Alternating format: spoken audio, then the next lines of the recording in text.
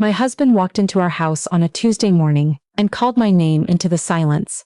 He had been gone for nearly 2 weeks. He had called 4 times while I was recovering from surgery, and when he finally came home, the first thing he did was look for me.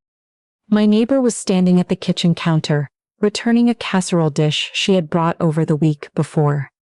"Where is she?" my husband asked. She looked at him the way you look at someone who has said something that doesn't quite make sense. Then she said, "She hasn't been here in 10 days. I wasn't there to see his face, but she told me about it later, and the way she described it, that pause, that slow frown, told me everything I needed to know about the man I had been married to for 9 years.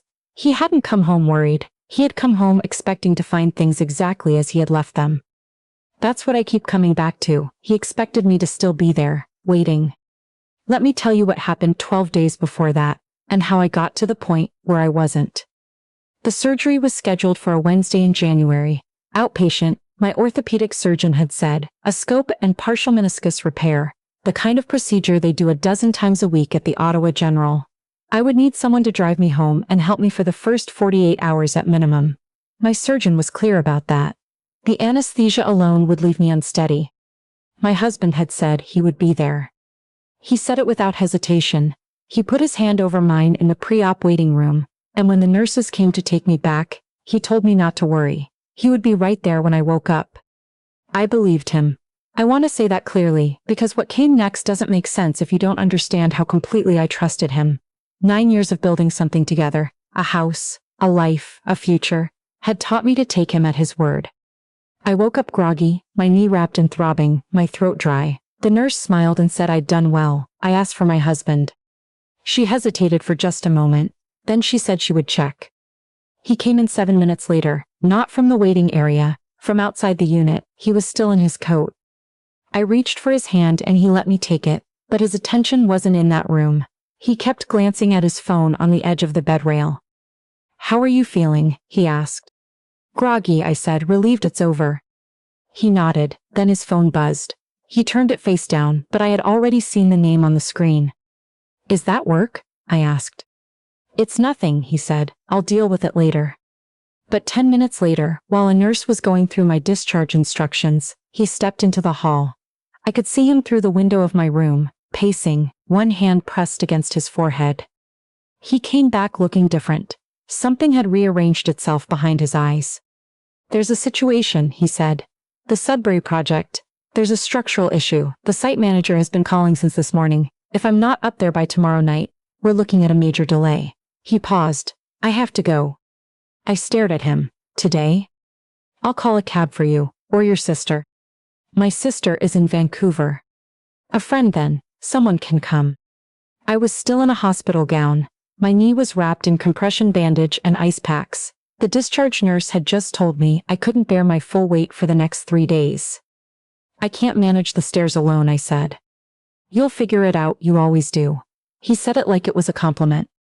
I remember that sentence more than almost anything else from that day. Not because it was cruel, exactly, but because of how naturally it came out of him. "You'll figure it out. You always do," as though my capacity to manage on my own had become, over the years, a justification for leaving me to do exactly that. He kissed my forehead. He told me to call when I got home. Then he left. I lay there listening to the sounds of the hospital, the intercom, the squeak of shoes on linoleum, and I thought about how many times in 9 years I had watched him walk toward a door. He always had somewhere to be. I had always told myself that was what ambition looked like. I called a cab. The drive home was 40 minutes. Every bump in the road sent a jolt through my knee. The driver helped me to the porch because I asked, and he looked uncomfortable the whole time, glancing around as if expecting someone to come out of the house and take over. Nobody did. My neighbor heard me struggling with the door. She came over immediately, got me inside, helped me up the stairs, set me up with a glass of water and 2 extra pillows propped under my knee. She didn't ask where my husband was. I was grateful for that.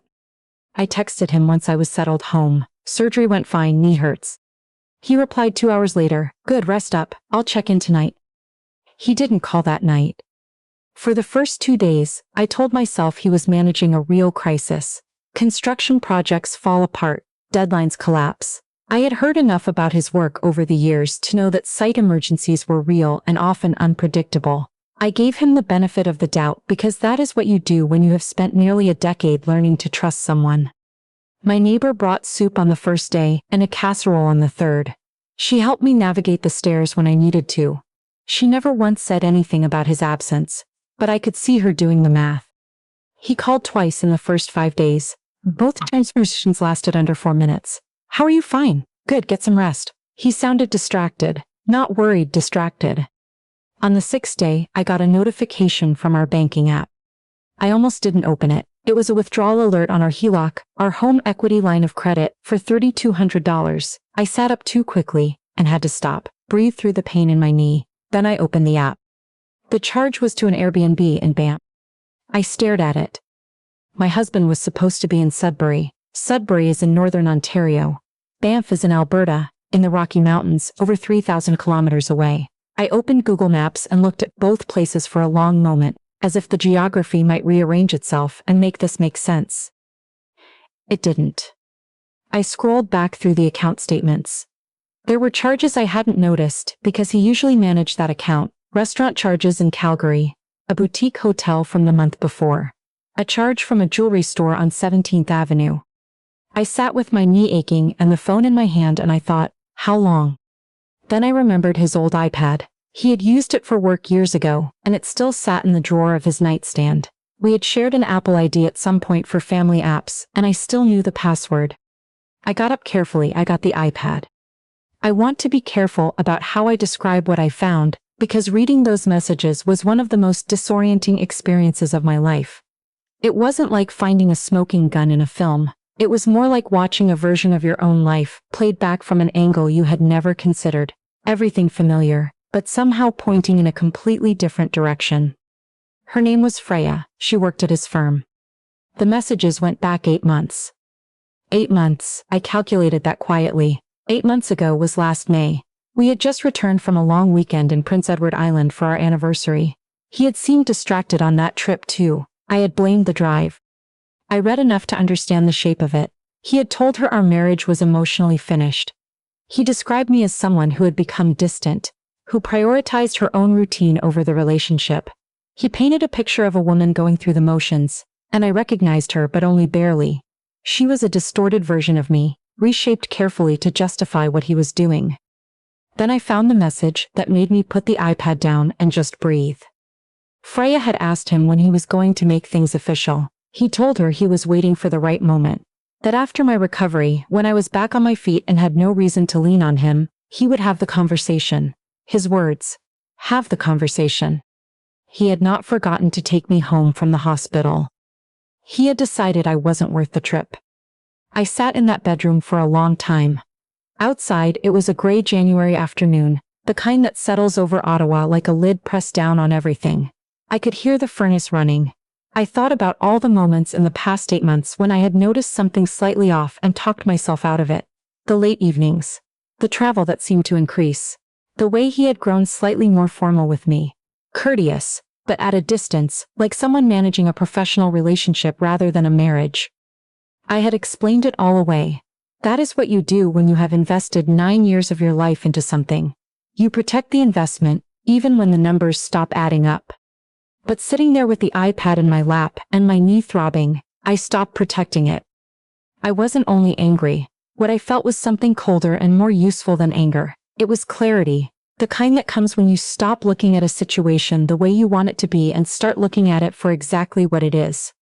My husband had used the moment of my greatest vulnerability to absent himself from our marriage. He had planned for my recovery to be the quiet beginning of an exit I was supposed to accept without too much resistance. He had believed I would be too tired to fight. I closed the iPad. I put it back in the drawer. Then I called Andrea. Andrea and I had known each other since university. She had gone into family law. Over the years, she had become one of my closest friends, and I had sat across from her, at enough dinners, to know that her mind worked differently than most people's. She listened with precision, asked questions other people forgot to ask, and never reacted before she understood the full shape of a problem. When I called, I didn't explain everything right away. I said I needed her help with something private, and that it was urgent. She came to the house the next morning. I showed her the banking records. I showed her the iPad messages. I told her about Sudbury and Banff. I told her about the hospital, the 4-minute phone calls. You'll figure it out, you always do. She listened without interrupting. When I finished, she looked at me steadily and said, "Do you want my advice as a lawyer or as your friend?" "Both," I said. "As your friend. I'm sorry, you didn't deserve this." She paused. "As your lawyer, don't confront him yet. Not until we know what we're working with financially." "I found charges going back months," I said. "I want to see all of it." She pulled out a notepad, "And I want to know about the house." The house was in my name. I had bought it before the marriage, with money from my grandmother's estate. We had lived in it together for 7 years, and my husband had contributed to the mortgage, but the title had never changed. I had simply never thought about it, because I had never imagined needing to. Andrea nodded slowly when I told her. "Good," she said. Over the next 2 days, she helped me go through everything methodically. The HELOC charges amounted to over $11,000 in 8 months. There were credit card bills with expenses categorized as business, client dinners at restaurants I had never been to, hotel stays in cities he had supposedly visited for work. Some of the charges overlapped with evenings he had told me he was working late.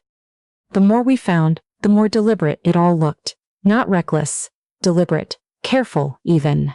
He had done a reasonable job of spreading the charges across different accounts and different months. But the full picture, laid out on our kitchen table, was something that left very little room for alternative explanations.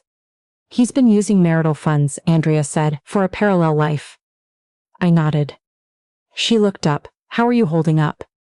"I want to understand what comes next," I said. She almost smiled. "That's a good sign."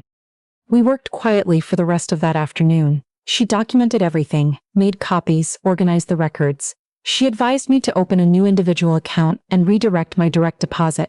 She advised me to make copies of all the important documents in the house. The mortgage papers, the property deed, insurance records, tax returns going back several years. She also told me something I hadn't considered. The messages on the iPad may be relevant to the financial claims during the separation, she said. The use of joint funds for someone outside the marriage is something Ontario Family Court takes seriously. I hadn't thought that far ahead yet, but I was starting to. On the 8th day, I packed. I want to say I packed with some kind of ceremony appropriate to the occasion, but the truth is I packed the way you pack for an unexpected trip, practically, without drama, trying not to forget anything I would actually need. Clothes, my work laptop, the property deed and other documents Andrea had flagged. A box of things for my grandmother, photographs, a small jewelry box, a letter she had written me that I had kept in my nightstand for years. My neighbor came over while I was loading the car. She stood on the porch and watched for a moment. Then she said, "Do you have somewhere safe to go?" "Yes," I said. Andrea had arranged a short-term rental in Westboro, quiet street, ground floor, no stairs. "Does he know?" "No." She came down the porch steps and said, "I'll look after the house while you're gone," as if we were talking about a long weekend. I thanked her, then I hugged her, which surprised us both. "You don't have to explain anything to me," she said quietly, "just focus on getting better." I put the last bag in the trunk. I stood on the driveway and looked at the house. It was a good house. We had argued about paint colors and been unreasonably proud of the garden, and hosted dinners there, and navigated every ordinary compromise that living together requires. 9 years of small, accumulated life, layered into the walls. I got in the car. The phone call came on day 12. My neighbor texted me first, "He's here, just so you know," and then 20 minutes later my phone rang. "Where are you?" His voice was tighter than I expected. "I'm safe," I said. That's not an answer. It's the only one I'm going to give you right now. A silence stretched long enough for me to hear him breathing. "I came home," he said, as if that were a notable act of generosity. "You came home 12 days after my surgery," I said. "You came home after 4 phone calls and a text that said you'd check in tonight. You came home to a house you left me to manage alone 3 hours after I came out of anesthesia. I told you about the Sudbury project. You weren't in Sudbury." Silence. "I know about Banff," I said. "I know about the Airbnb. I know about the restaurants in Calgary. I know about Freya." The silence that followed was a different kind, not defensive, calculating. He said my name. He almost never said my name. I haven't been the person you come home to in 8 months, I said. I've been a situation you were managing. That's not fair. Andrea has already been in contact with a lawyer. She'll be reaching out to yours. Another silence. You have a lawyer? I have a friend who happens to be a family lawyer, I said. You should get one too. You're going to need one. He started talking faster. He wanted to explain. He said Freya was complicated. He said our marriage had been struggling. Hadn't I felt it? He said he had made mistakes, but that didn't mean everything had to be over. He said if I came back, we could talk this through properly. I listened to all of it. I had spent 9 years listening to him. When he finished, I said, You left me at the hospital. I was in a recovery room after surgery, asking you to stay, and you walked out because there was somewhere you'd rather be. I don't think that was an accident. I think you decided that moment was a useful place to start stepping back, and I want you to know that I understand that now. I understand exactly what you were doing. He didn't say anything. I also want you to know, I continued, that the decision you made that day, the one you thought would make things easier for you, is going to be the most expensive decision you ever made. I wasn't only talking about the money, though I was talking about that too. The HELOC, the marital funds spent building a life alongside ours, the financial disclosure coming, the separation agreement, the equalization process under the Family Law Act, all of it. But I was also, in some quieter way, talking about something that couldn't be measured in any of those records. He had looked at me at my most vulnerable, and chosen to be somewhere else. That choice had a cost. Not a punishment I was imposing, simply a consequence that follows naturally from underestimating someone for long enough. I ended the call. The separation took time, these things do. There were documents and meetings and conversations through lawyers that I had to brace myself for every time. Andrea guided me through each step with the same precision she had always brought to everything. The financial records we had compiled were significant. The use of the HELOC for non-marital expenses was a factor in the settlement negotiations, and the property, being in my name from before the marriage, remained mine. He kept the car and some of the furniture. I kept the house. Freya, I heard through someone who still moved in those circles, had ended things once the reality of the situation became clear. He had told her the marriage was functionally over, that I would accept the separation without much difficulty. When it became obvious that neither of those things was true, the story he had built around her began to come apart at the seams. She had believed him because he had been convincing. I understood that more than she probably imagined. My knee took about 3 months to heal properly. I went back to work on modified duties, then gradually to full schedule. The short-term rental in Westboro became a longer arrangement while the legal process moved forward. I painted the walls a color I liked and bought a lamp I didn't need and started cooking again, properly, not to fill a schedule, but because I actually wanted to. One evening in March, I was sitting in my kitchen with tea, looking out at the street where the snow was finally starting to thin, and my phone rang. His number. I let it ring for a moment, then I answered. I didn't think you'd actually go through with it, he said. I understood what he meant. He hadn't believed I would leave. Not all the way. He had thought, somewhere underneath everything, that I would eventually return and resume the life we'd had, because that was easier than the alternative. He had counted on that for 9 years without ever quite saying so out loud. I know, I said. Can I ask you something? I waited. Was there a specific moment when you decided? I thought about it. Not because the answer wasn't clear, but because I wanted to give him an honest one. The cab ride home, I said. From the hospital. Every time the driver hit a bump in the road, I thought, he's not coming back to check on me. And then I thought, I already know how to handle everything alone, because I have been handling everything alone for longer than I realized. He was quiet for a moment, then I'm sorry. I know, I said again, and I meant it, not as forgiveness exactly, more as an acknowledgement. He was sorry in the way people are sorry when consequences arrive. That is a kind of sorry. It just isn't the kind that changes anything. I told him I hoped things got easier for him, and that I didn't have anything more to say tonight. After I hung up, I sat with my tea in the quiet of my kitchen. 9 years had pointed me toward a version of the future that no longer existed. That is a real loss. I want to be honest about that. Not everything about that marriage had been a lie, and pretending otherwise would be its own kind of dishonesty. There were good years. There were mornings I wouldn't trade. There were ordinary, unremarkable moments of kindness that were real, even if the larger architecture had been quietly rotting beneath them. But I also know this. I walked out of that hospital alone after surgery, and I did not fall apart. I called a cab, I got home, I got up the stairs, and 3 days later when I found something that could have broken me completely, I didn't dissolve. I got very quiet, very clear, and very careful. He had thought my surgery would leave me too tired to fight.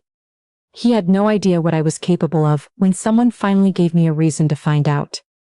That is not something I would have known about myself either, if he hadn't walked out of that hospital room. It is, in the end, the only thing I have to thank him for.